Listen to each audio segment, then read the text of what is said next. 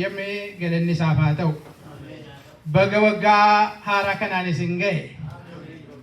Waggaatti yoo Waaqayyo nama eegee nama dabarse malee maqaa karoora baafatanii fi maqaa itti yaadanii fi maqaa murteeffatan duwwaaf darbuun hin danda'amu. Waaqayyotu tiksee nu dabarse.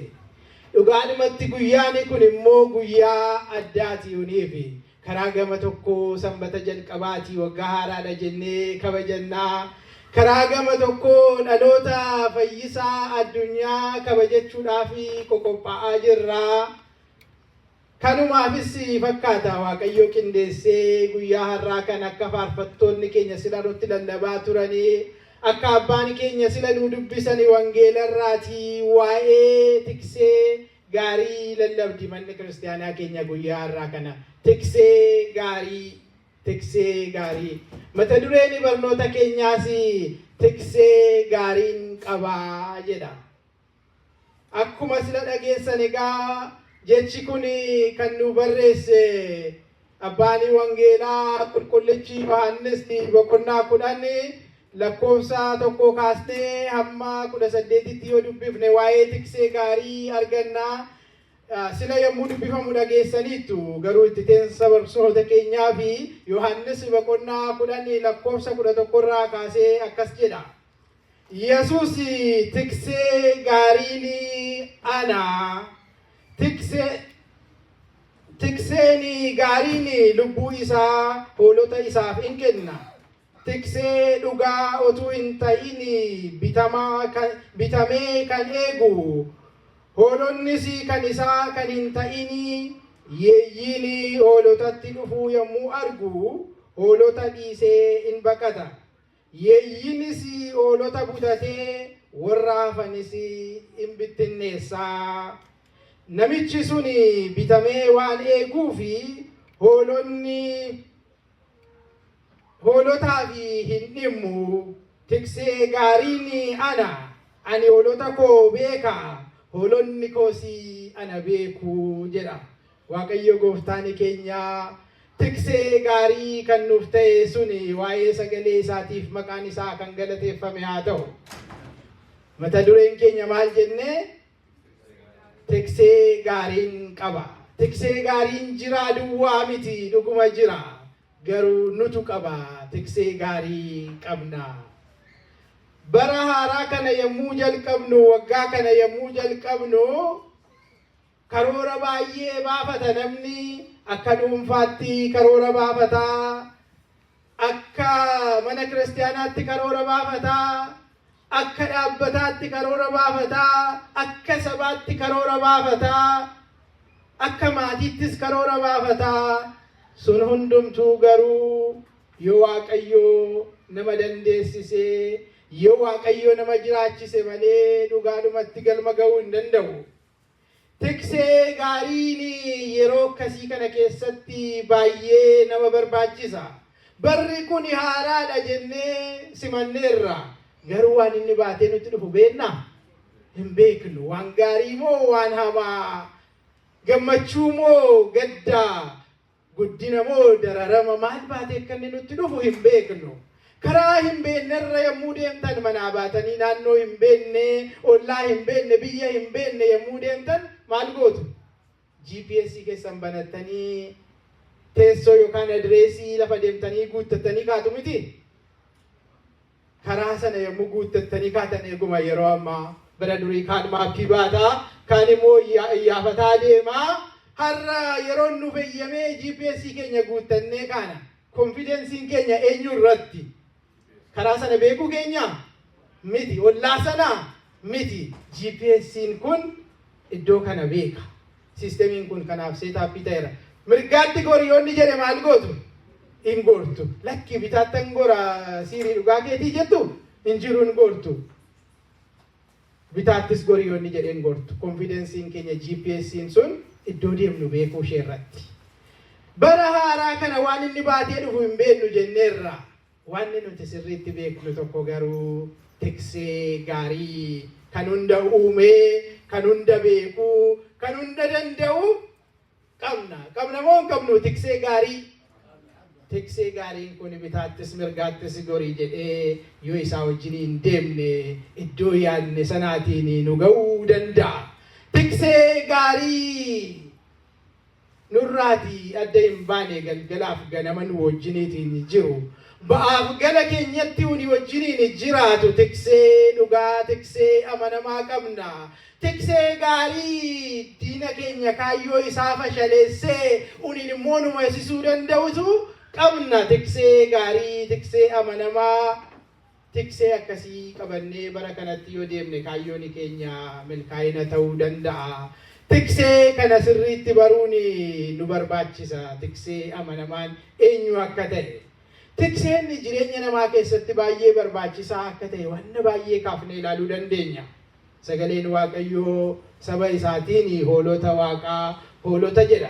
Eegduu isaaniin tiksee jira. Tiksee Waaqayyo jalqabuma bara kakuu moofaatii kaasee hamma bara kakuu haaraatti warra akka Phexros fa'itti hoolota koo eegaa jedhee kenneetti Waaqayyo namootatti gargaaramee tiksee isaaniin godha. Tiksee gaariin garuu tokkicha duwwaadha. Innis eenyudha? Waaqa keenya, gooftaa keenya, fayyisaa addunyaa Iyesuus Kiristoos. Tikseen amanamaanii fi gaariin. Tiksee gaariin amman barbaachisaa akka ta'e, tikseen gaariin fayyidaan isaa kam akka ta'e namni tikee ta'ee beeku tokko jalqaba dubbatee ture. Innis qulqullicha mooticha Daawiti. Mootichi Daawiti hoolaa tiksuu keessaa waamame miti. Abbaan isaa yommuu isa dibuudhaatiif raajichi dhufe ijoollee isaa hundumaa dhiyeessee isa dhiyeessine iyyuu maal jedhee inni mucaa tikee tokkodha xinnoodha homaayyuu hin beeku jedhe. Bakka tikaa sanaatii tikseen inni dhugaa tiksee gaarii ta'uu isaa inni nuti beeknu tiksee amanamaa godhee isa waammate. Namni kun mootummaatti ol ba'ee loltoota baay'ee horatee aangoo biyya lafaarraa olaanaa qabaateetu garuu waan inni jedhe kan nama dinqisiisudha. Faarsaa Daawit boqonnaa 22 yookaan 23 yoo dubbisne akkas jedha. Waaqayyo tiksee kootii ani homaa hin dhabu jedhe. Maaliif homaa hin dhabu? Waaqayyotu tiksee kootii jedhe. Inni marga lalisaa keessaa na boqochiisa. Iddoo bishaan tasgabba'aattis anaatiin na geessa jedhe. Eenyudha namni kana haasa'u kuni? Mootii kan ta'e, waraana baay'ee kan qabu, waraana isaatti hin hirkanne, aangoo isaatti hin hirkanne, eenyutti hirkate? Tiksee gaarii, tiksee amanamaa, Waaqayyo Waaqa isaatti hirkatee ani tiksee gaariin qabaa. Waaqayyotu tiksee kooti kanaaf marga lalisaatti na geessaa jedhe. Bara 2025 kana keessatti milkaa'ina yoo barbaanne tiksee gaariin qaba jechaa jalqabuu qabna. Tiksee amanamaan qaba. Eessa kan na geessu? Marga lalisaa. Iddoo kaayyoon koo lalisee gurguddatee dagaagutti kan na geessu tiksee gaariin qaba jennee jalqabuu qabna isaa wajjin. Bishaan boqonnaa bishaan tasgabbaa isa bidiruu raasuu isa nama sodaachisu otoo hin taane bishaan tasgabbaa itti boqotan itti gammadan itti na oofaa jedhe qulqullichi Daawit. Tikseen isaa Waaqayyo waan ta'eef. Tikseen keenya Waaqayyoon godhannee yoo jalqabne isa of sossobani miti dhugumatti bara kana keessa darbuu dandeenya. Maaliif? Foonni keenyaa fi diinni seexanni waa baay'ee nutti odeessuu danda'a waan bara kana dhugaa soba sol keessa makee. Eeyyee barichi haaraadha dhuguma. Garuu haalli dudukkanaadhuma akka durii siin jechuu danda'a. Maali lakkoofsa malee maaltu jijjiirame siin jechuu danda'a. Eeyyee haalli dudukkanaa ta'uu danda'a. Tikseen koo garuu an ifa addunyaati jedheera anaaf in ibsa jennee fuula duratti adeemuu qabna. Tikseen keenya maal jedhe? Ani ifa addunyaati jedhe. Karaan cuccufamaadha haalli sodaachisaadha jedhee diinni nutti odeessuu danda'a. Tikseen keenya ani karaadha jedheera jennee itti adeemuu qabna. Sobni yeroo itti mo'e dhugaani yeroo itti bade kanatti bara haaraa maalii jetta jedhee diinni yommuu sitti odeessu tikseen koo inni dhugaa ani dhugaadha jedheera jennee deebisuufi qabna. Tikseen keenya ifa biyya lafaati. Tikseen keenya dhugaadha. Tikseen keenya karaadha. Diinni seexanni sichi garamitti ba'a jedhee yommuu inni nutti odeessu karaa kan dhibamnee fi danda'ani hundumaa ani tiksee isa dhugaadha naan jedheera maqaa ta'ee fi nammoodhaa nam milkaa'aa iddoon yaade nan ga'a haalli koos hin jijjiirama jennee abdii keenya tiksee amanamaa tiksee dhugaarra kaa'annee fuula duratti adeemuu qabna. Inni tiksee gaarii nu ta'uudhaaf iyyameera maqaa ta'eef galanni isaaf haa ta'u. Tiksee keenyas garuu sirriitti baruu qabna. Tiksee ofii beekuun baay'ee barbaachisaadha. Maaliif? Tikseedha kan ofiin jedhan irra baay'ataniiru. Duris jiru dhugumas tikseen adda addaa jiru. Mootummaan ani tiksee sabaati jedhaa. Waraanni ani tiksee biyyaati jedhaa. Abbootiin amantii ani tiksee amantootaati jedhu. Abbaan maatii haati maatii ani tiksee ijoollee kooti jedhu. Hundumtuu tiksee ofiin jedhaa dhugaas of keessaa qaba. Tiksee ta'uuf waamamneerra karaa adda addaatti. Tiksee gaariin garuu tokkicha sanaadha. Warri tiksee jennee of waamnu hundumtuus madaalliin tiksee maal akka ta'e moodelii dhugaa isa godhannee akkamittiin biyya keenyaa, akkamittiin saba keenyaa, akkamittiin maatii keenya tiksuu akka qabnu tiksee isa amanamaa sanarraati baruu qabna. Isarraati yoo barre hojiin tiksee maal akka ta'e hubanna. Hojiin tiksee maali garuu otoo dubbannu? Tiksee maal hojjeta? Namoonni tiksitanii beektan jirtu addana keessa horii. Tikseen hojii guddaadha. Kakuu haaraati kaasee amma ammaatti dhalli namaa gara jalqabaa tikfatee ta'eetu achirraatiyyuu ka'ee gara waan hundumaa beeknutti ce'e. Hojiin tiksee garuu hoolota isaa, saawwa isaa, saba isaa geggeessuu duwwaa osoo hin taane hoolonni isaa akka hin beelofnee fi akka hin dheebonneef bakka bishaanni gaariin margi gaariin jirutti hoolota oofaa hin jiru taanaan tikseen sun sobduu fakkeessituu qacaramtuudha jedha sagaleen Waaqayyoo. Eessatti geessuu qaba? Bakka marga gaariin fi bishaanni gaariin jirutti geessuu qaba. Nyaachisuuf obaasuu duwwaas miti hojiin tiksee yeeyyiin akka hoolota hin nyaannee fi nageenya isaanii seeftii isaaniitiifis immoo tiksee dhugaa yoo ta'e kan yaaduu fi kan eeggatuuf ta'uu qaba. Hojiin tiksee nyaachisuu, obaasuu, nageenya isaanii eeguu, akka isaan hin banneefis immoo baasuu, deebisees immoo lakkaa'ee galchuu qaba tikseen. Tiksee qabnaa nuti. Kan namaa yoo yaadne nu yaaddessuu danda'a. Tiksee gaarii tokko keenya beekuu, ba'aaf gala keenya eeguu, tiksee dhugaa, tiksee amanamaa garuu akka qabnu akkasiin amantan shakkiin qabu. Tiksee gaarii qabna. Tiksee gaarii kana egaa sirriitti isa barree isaa wajjin deemuu fi har'a waa baay'ee kaafnee ilaaluu dandeenya. Mee garuu waa'ee tiksee warra innumti filee isaan kaasuu Waaqayyo maal jedha yoo jennee ilaalle.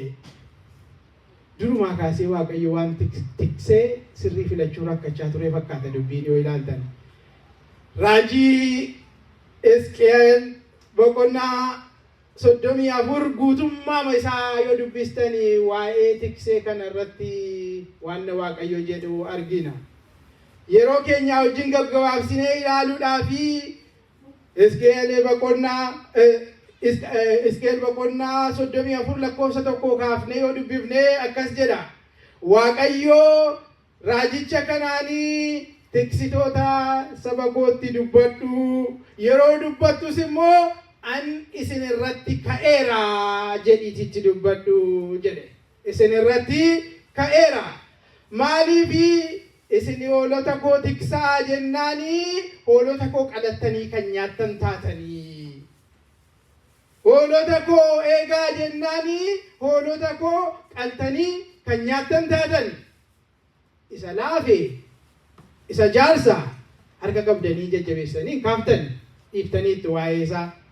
Yommuu inni coomu, yommuu inni furdatu qaltanii nyaattu.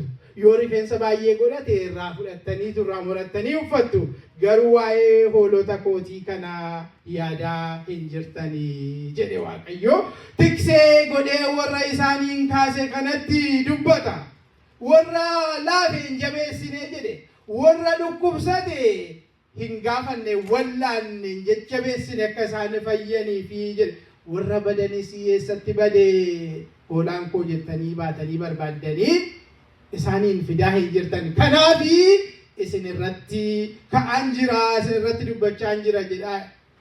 Tana duwwaa miti bulchiisni keessanis humnaatii fi dirqamaatiin ta'e kunis karaa koo miti jedhe. Tikseenan isinii filadhe ta'aan jirtanidha dubbichi. Sana duwwaa miti hoolota koo faca'aniiru, badaniiru, eessa akka isaan jiranis barbaadaan jirtanii hoolota gidirsitaniittu. Kanaafi maaliin godha jedhee ani nan dhufaa. Hoolota koos immoo afaan keessan keessaan isaaniin baraaraa jedhe fayyisaan addunyaa. Tikseen gaariin nan dhufaa. Ofuma kootiifan tiksee gaarii ta'aaf hoolota kootiifi jedhe Waaqayyo Waaqni keenya. Dhufeera moo hin dhufne tiksee gaariin? Dhufeera miti? Dhufaatii isaa kana kabajechuuf akkamitti yaaddanii akkamitti qophaa'aa jirtu? Borjala bultii isaa asitti ol agarree oliin faarfannee, oliin qaddasnee, oliin galateeffannee baganaaf dhufte tiksee gaariin fayyisaan addunyaa jennee sagalateeffanna jennee jirra. Waaqayyo nama yeroo sanaa nu haa godhu. Tiksee gaariin kun egaa nan dhufa jedhee dubbatee hin dhiifne yeroon isaa yommuu ga'utti akkuma jedhee hoolota isaa warra gidirame kana barbaacha, warra bade barbaacha, warra dhukkubsate sana fayyisuudhaatii fi hin dhufe tiksee gaariin suni. Yeroo dhufettis tiksee gaariin maal akka ta'e, warri tiksee gaariin akkam akka ta'e fakkeenya dhabdanii kanarraa haa barannu. Tiksee gaarii ta'uu kan barbaadu. Warri tiksee gaarii dhabdanii rakkachaa jirtanis har'aa sirraati tiksee gaariin akka jiru haa barannu. Yommuu dhufetti tiksee gaariin kun hojiidhaatii fi dubbiidhaatiinitu tiksee gaariin maal akka ta'e barsiise. Tiksee gaariidhaa fi tiksee gadhee, tiksee mindaadhaatiif hojjetu, tiksee hannaa fi sobaa fi saba yookaan hoolota tiksu wal bira qabeetu kompeerii godheetu uummata isaa barsiise. Amala tiksee gaarii tokko tokkoon lafa kaa'e. Tokkoffaan amala tiksee gaarii jedhe gooftaan keenya. Tikseen inni gaariin, tiksee gaariin karaa sirrii dhufaa jedhe. Balbala hoolotaatiin dallaa hoolaa seena tiksee gaariin jedhe. Biddeen nama quubsu maal irratti beeku jedhan? Elee irratti beeku isa jedhan sana godhe jechuudha. Tiksee gaariin akkaataa manni itti dhufe irraatii beekama, ganaa eeguuyyuu barbaachisu jedhe. Tikseen inni gaariin balbalaatiin gara dallaa hoolaa seenaa jedhee dubbata. Sabni itti dubbachaa jiru kun egaa saba Israa'el. Sabni Israa'el kun bara sanatti warri Jiwushis ta'e, warri ba'a biiftuu kun warra akka Filisxeemfaasi jedhu aadaa isaanii keessatti hoolota tiksanii yaasanii bakkee oolchaniitu gara galgalaa baay'een isaanii dallaa tokko, dallaa hoolaa, kellaa hoolaa tokko ijaaraniitu fidanii achitti gashuu jedhu bara sana. Yommuu achitti gashanis dallaan hoolaa kun balbala tokkittii qaba. Karaa itti seenan tokkittii qaba. Hundumtuu hoolaa isaa fidee dallaa sanatti naqa. Eddasii booda waardiyyaa qaba dallaanni suni, mana isaatti galee boqotaa jechaadha tikseen. Ganama dhufeetu achii baafata. Tikseen inni dhugaa ganama ka'eetu dhufee gara balbala kanaa dhufee karaa balbala kanaatu hoolota isaa gadi baafataa jedhe.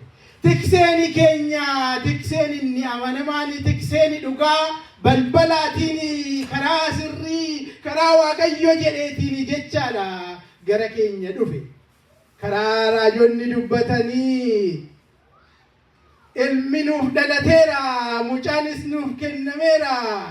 akka jedhanii raajonni dubbatanitti durbi durbummaan hin ulfoofti durbummaan hin deessi jedhanii akka raajonni dubbatanitti Maariyaam dubiroorraa dhalateetu tiksee gaariin karaa Waaqayyo jedhe balbalaatiin gara saba isaatii dhufe.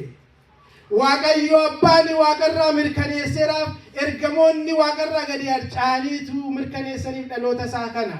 Ergamoonni gaafa inni dhalate maal jedhanii waaqarraatii gadi harcaanii akka baalaa nagaanii biyya lafaa irratti ta'eera har'a fayyisaan magaalaa Daawitii keessatti isiniif dhalateera jedhaniitu karaa sirrii ergamooti ragaa ba'anii fi dhufe tikseen keenya. Waaqayyo abbaanis ragaa ba'ee fi ilmi koo inni jaalladhu isa kanaadha isa dhaga'a jedheetu ragaa ba'eefitu tiksee gaarii kan ta'e gooftaan keenya balbala sirriidhaan karaa sirriidhaan gara keenya dhufe.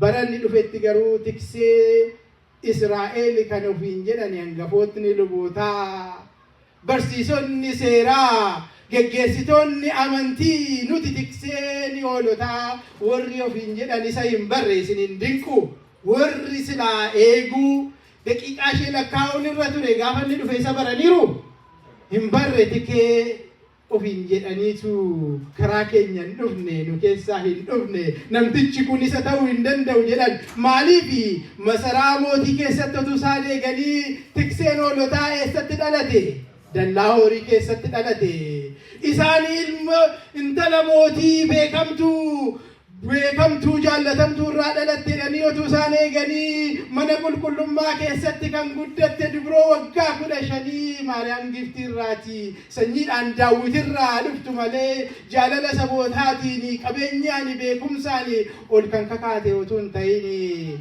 Waaqayyo duratti jaallatamtuu kan taate dubroo sanarraati dhalatee dhufe dallaa horii keessatti kasoominaan gad of deebisee dhufe isaan of tuulummaan utuu isaan eeganii akka kanatti sanbarii nafanii warri tiksee ofiin jedhani sana bal'inaan yeroo biraa itti deebina.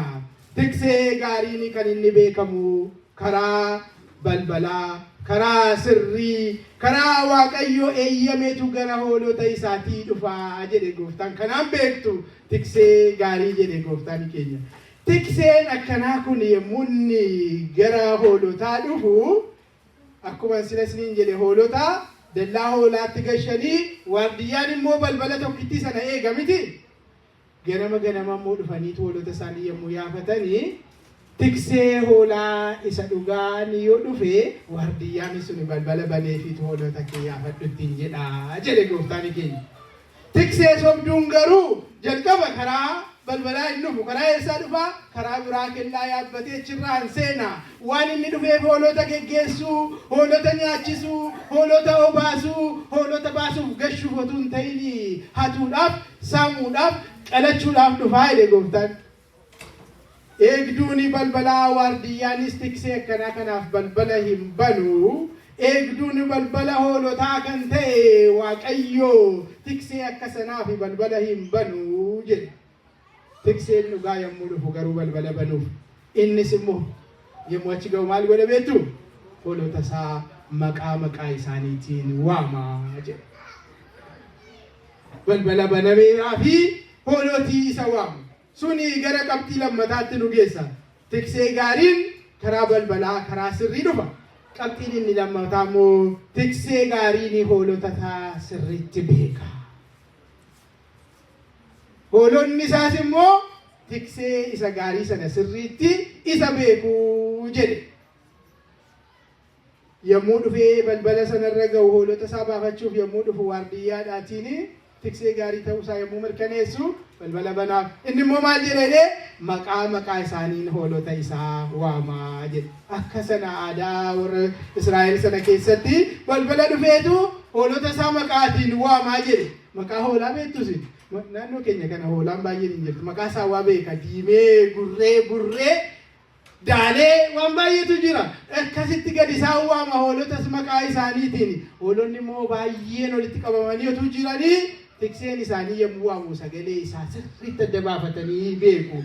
Waca baay'ee keessaatii iyya hoolaas iyya namaa baay'ee keessaan kan eenyu dhaga'u kan tiksee isaanii sana dhaga'u dhaga'anis immoo achiin ciisanii akka tokkoon keenya sagalee waaqayyoo dhageenya achuma jiru yommuu dhaga'an immoo gadi yaa'anii gara isaa dhufu tikseen isaa gara hoolonni isaa gara tiksee isa dhugaa sagalee isaa dhaga'anii gara isaanii gara gooftaa isaanii gara tiksee isaanii dhufu jedhe akkasittiin dallaa keessaa yaa'u dhuguma akkasittiin jiraatu turan jarri kun aadaa isaanii dubbittiin gaa'uniif deemti sagalee tiksee keenyaa beekna tiksee gaarii akka qabnu hundi keenya beekna jenneerra sagalee isaa beekna laphee keenyatti dubbachaa jira yommuu lallabamu afurri keenya isaa wajjin ol dhaga'aa jira waca baay'ee keessaa noizii seexanaa fi foonni dinni nutti wacu hundumaa sana keessaa sagalee tiksee keenyaa dhaga'aa jirra yoo dhageenye yoo isa hordofnee isa duukaa bu'aa jirra moo achuma teenyetu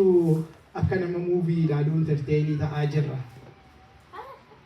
isa hordofnee sagalee isaa dhageenyee yookaan marga lalisaatti bishaan boqonnaa jedhame sanatti nu baasuu danda'a tikseen inni gaariin inni garuu tokko keenya maqaa keenyaatiin nu beeka yeroo darbe haasofneerra namoota gabaaboon akka Zakkiyoos fa'aa namni nan argu kan jedhani tikseen inni gaariin sun isa argee Zakkiyoos kottu gadi bu'i mukarraa jedhe warra kanaatiin elfaa yommuu gara isaa dhufanii gooftaan amma isa dinqitti akka isa beeku itti hime Naatinaa'el dinqisiifatee maal jedhe eessatti na beektaa jedhe atoo dhuguma waa'ee koo keessa koo kan jiru namni kan hin beekne haasa'aa jirta akkamitti na beektaa jedhe tiksee gaariin tokko keenyaa maqaa keenyaatiin nu beeka kanaaf bara kana keessa tiksee gaarii wajjin yoo deemne karoorri keenya sun gaarii taanaan milkaa'inatti jijjiira adeemsi keenya sun qajeelaadha taane iddoo deemuu barbaannu sanaatiin nu ga'a tiksee gaariin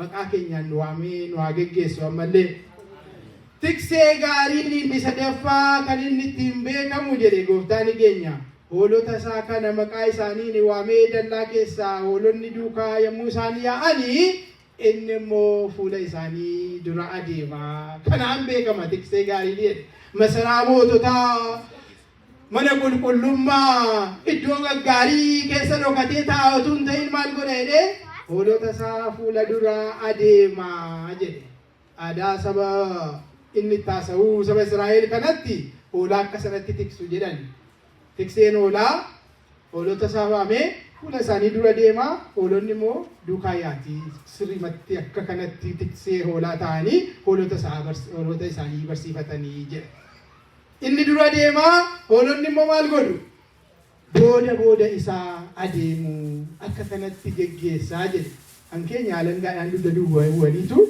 hunnaan deemsisu miti maalumaaf akkas ta'e dubbiin kun saree duwwaadha kan nama gooftaan ishee saree duraan deema sareen dugda duwwa fiiddi miti hoolonni warra Israa'el sun immoo akka sanatti deemti dubbittiin garuu kan isheen deemtuu fi tikseen hoolotaa fuula dura deema hoolonni dugda duuba deemu tikseen hoolota geggeessaa hoolonni isaa immoo isa hordofuu tikseen hoolotaa fakkeenya ta'aa fi hoolonni isaa immoo fakkeenya sana jiraatu tikseen hoolotaa hin barsiisaa ummati isaa immoo dhaga'anii jireenyatti adeemu jechuudha kanaaf hoolaa gaarii taanee tiksee gaarii qabna hoolaa gaarii kana duukaa dhageenye duukaa bu'aa jirra moo akkamitti jirra of ilaallu warri geggeessaa tiksee hoolotaa geggeessaa sabaat ofiin jennu saba geggeessaa jirra moo alangaadhaan dugda duuba buune akka barre sanatti ofaa jirra innes ofa ilaallu dubbiin kun addana keessaa tiksee gaarii moodelii irraa barannaa hoolaa gaariis taanee duukaa ba'uu irraa baranna maqaa ta'eef yeroo keenya qusachuu fi gara qabxii ittaanuutti hin darba sana dura garuu waa tokkoon isinitti hima tiksee gaarii kana duukaa bu'uudhaatii fi filanneerra isa faana bu'uu barbaanna sagaleen hin jiru noo jechuu keessan yoo akkas ta'e barattii bara kanaa kana waaqayyo bara keenya gochuu danda'a akkamittiin duukaa bu'uu dandeenya hojii manaas ni kennuu barbaadeetan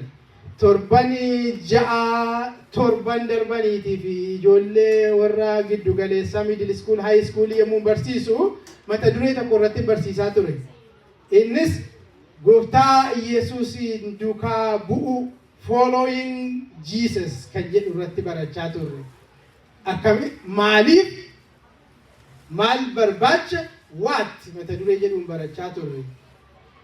Innumti duukaa buunu kun immoo eenyudha? Who is Jesus mata duree jedhuun barachaa turre. Maaliif immoo duukaa buuna? Why mata duree jedhuun barachaa turre. Akkamittiin immoo isa duukaa adeemnaa? How to follow Jesus jennee barachaa turre. Hojii manaa keessan ijoollee keessan gaafattanii irraa baruu fi baruu isaanii adda baafachuudha maqaa ta'ee fi tiksee maatiiti jenneerra miti ree nuti sila. Mee tiksee akkamii akka taane gaafa madaallu. Ijoollee keenyas immoo finnee akka isaan baratan goonu. Achumaan hojii manaas advertaayimentii immoo hojjechuuf gidduudhatti gara qabxii afuraffaatti dabarra. Tiksee gaariin jedhe gooftaan keenya. Hoolota isaaf aarsaa ta'a malee hoolota aarsaa hin godhatu jedhe. Isin ajaa'ibu.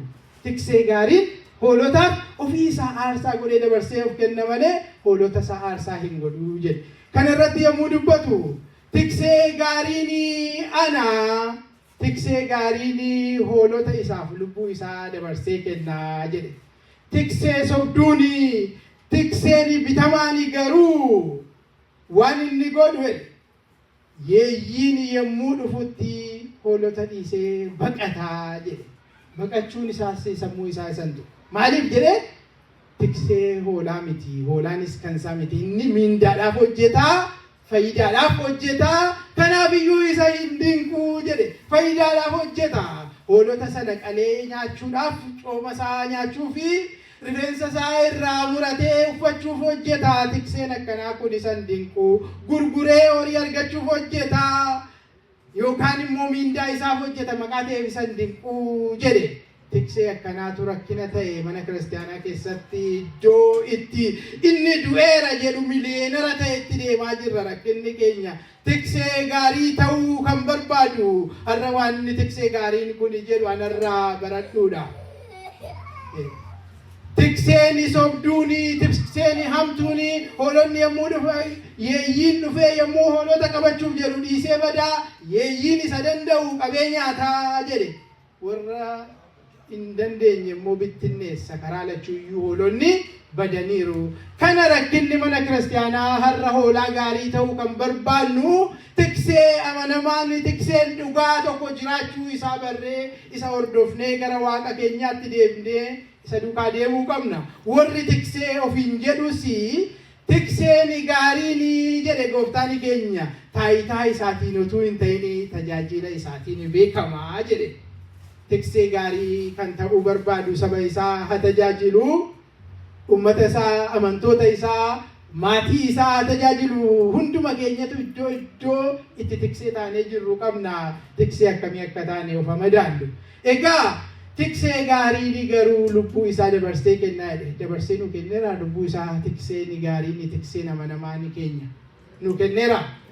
Sanaani fayyinni bara baraa mootummaan isaa nuuf kenname. Sanaani gabrummaan diina seexanaa nurraatii mulqame. Sanaani gadaantummaan jireenya bara dukkanaa sun nurra darbee bara haaraa bara ifaatti ceenee. Kanaaf dhaloota tiksee keenyaa kabajannee maqaa isaa faarfachuudhaatii fi walitti qabamne. Egaa bara kanatti hawwiinan isiniif qabu tiksee gaarii kana duukaa bu'uudha. Ani tiksee gaarii isiniin taa'ee lubbuu isaa dabarsee kennee mirkaneesseera. Mirkaneesseera moo mirkaneessine? Nuuf mirkaneesseera. Amma kan nu hafu tiksee gaariin sagalee hoolota isaa adda baasee waca hundumaa keessaa dhagayeetu isa duukaa bu'a jedhame. Waca baay'eetu jira saba Waaqayyoo. Hunda isaa kee filterii goonee sagalee tiksee keenyaa dhageenyee isa duukaa haa buunu.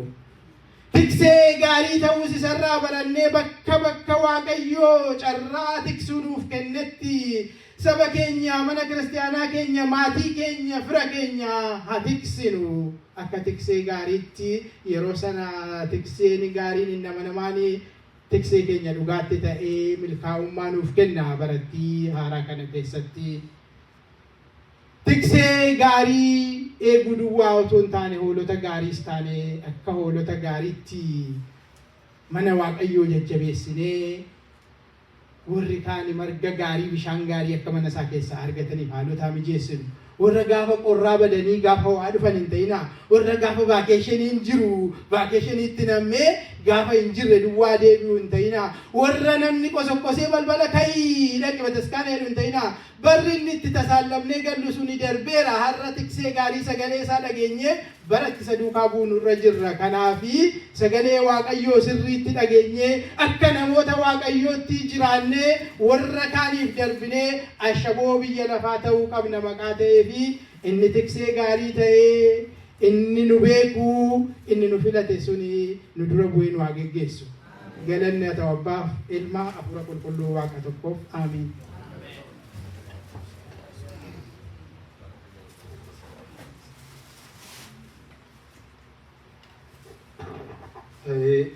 Waaqa nu barsiifatee Waaqa nu gorfatee galanni guddaan haa ta'u. Akkasuma obboleessi keenya waa'ee tiksee gaarii kan jedhu akka gaariitti nu barsiiseera. Waaqayyo sagalee jireenyaa isa dhageessisu, sagalee jireenyaa isa dhageessisu, sagalee jireenyaa isa dhageessisu.